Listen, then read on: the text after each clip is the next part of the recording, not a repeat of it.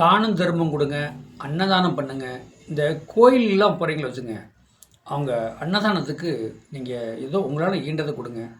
கோயில் சுற்றி இருக்கிறவங்களுக்கு நீங்கள் சாப்பாடு உணவு வாங்கி கொடுங்க. நேரம் ஆனாலும் பரவாயில்ல, கொஞ்சம் நேரம் வெயிட் பண்ணி நீங்கள் உணவு வாங்கி கொடுங்க. இந்த சந்திரன்னா மனோகாரகன். இப்போ முத்தி அடைய போகிறாங்கன்னு வைங்க, முத்தி அடைகிறவங்க பாருங்கள், அந்த முத்தி அடைகிறவங்க சொல்லக்கூடாது 12ஆம் இடத்துல கேது இருந்தாலும் சரி, 11ஆம் இடத்துல கேது இருந்தாலும் சரி, 11ஆம் இடத்துல கேது இருக்கிறவங்க பாருங்கள், அன்னதானம் செய்ய தயங்க மாட்டாங்க. அந்த மனசார செய்யணும்.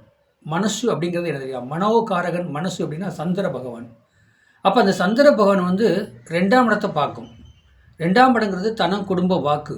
தனக்கு தான் குடும்பத்துக்கு தனக்கே இல்லைனாலும் சரிங்க, மற்றவங்களுக்கு தானம் தர்மம் செய்கிறதுக்கு பயப்பட மாட்டாங்க. இருக்கிறத எடுத்து கொடுத்துட்டு போயிடுவாங்க.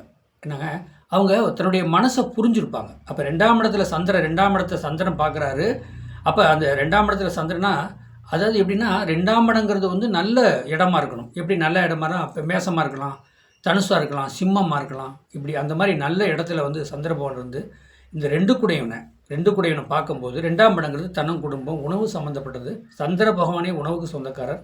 அப்போ அதை பார்க்கும்போது அந்த உணவு தானம் மற்ற தானம் கண்டிப்பாக அவங்க பண்ணுவாங்க. இந்த 11ஆம் இடத்துல வந்து கேதுவோடு இருக்கிறவங்க எதுக்கும் பயப்பட மாட்டாங்க. அவங்ககிட்ட இல்லைனாலும் சரி, கடன் வாங்கியாவது அன்னதானம் பண்ணுவாங்க, தானம் பண்ணுவாங்க. இயலாதவங்களுக்கு, முடியாதவங்களுக்கு அவங்க உதவி செய்வாங்க.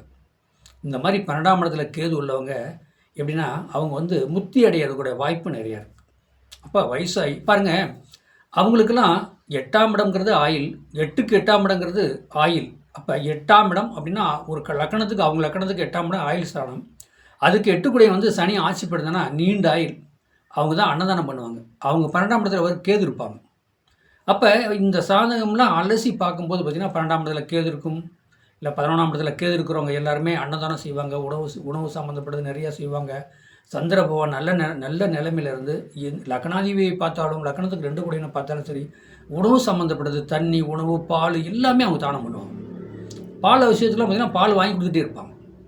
சந்திர பகவானில் உணவு சம்மந்தப்பட்டது, பால் சம்மந்தப்பட்டதெல்லாம் இதை செய்வாங்க. ஆனால் அவங்க வந்து கண்டிப்பாக வந்து முத்தி அடைவாங்க வாழ்க்கையில். அந்த முத்தி அடைகிறது எப்படின்னா, அவங்க குலதெய்வத்தோட போய் அதாவது ஐக்கியம் ஆயிடுவாங்க. இறந்தப்பனே வயசாகி இறப்பாங்க. என்னங்க, நல்ல திதியில் இறந்து அந்த முத்தி அடையக்கூடிய வாய்ப்பு அவங்களுக்கு கிடைக்கும். முத்தி அடைஞ்சு குலதெய்வத்தோட போய் ஐக்கியம் ஆயிடுவாங்க.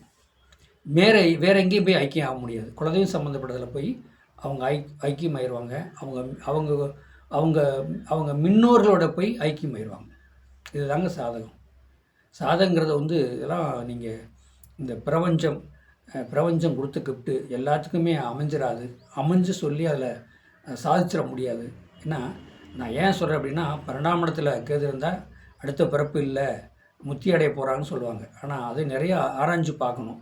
ஆமாம். 2வது வந்து 11ஆம் இடத்துல இருக்கிற கேது இருக்கிறவங்களுக்கு நல்ல அன்னதானம் பண்ணுவாங்க, உதவி செய்வாங்க, ஏழை முடியாதவங்களுக்கு உதவி செய்வாங்க.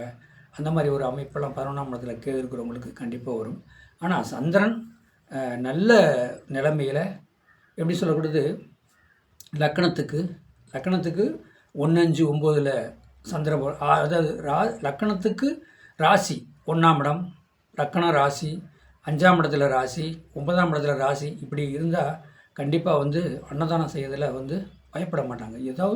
அவங்ககிட்ட இருக்கிற ஏதாவது வித்தாவது அவங்க அன்னதானம் பண்ணிடுவாங்க ஏழை எளிய மக்களுக்கு. பாருங்கள், அப்போ 12ஆம் இடத்துல கேது, 11ஆம் இடத்துல கேது இருந்து அன்னதானம் பண்ணுவாங்க.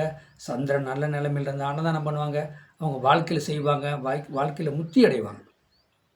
அப்போ உங்கள் சாதத்தை அனுப்புங்க. கண்டிப்பாக நீங்கள் முத்தி அடைவீங்களா? உங்கள் சாதகம் என்ன சொல்லுது? நீங்கள் என்னென்ன அன்னதானம் நீங்கள் உங்கள்கிட்ட இருக்கிறதுக்கு கர்மாவாக, அப்போ உங்கள் கர்மாவை எடுத்து சொல்லலாம். எப்படி கர்மா எடுதுன்னா, நீங்கள் இப்போ புண்ணியம் பண்ணிட்டு இருக்கீங்களா, பாவம் பண்ணிட்டு இருக்கீங்களா?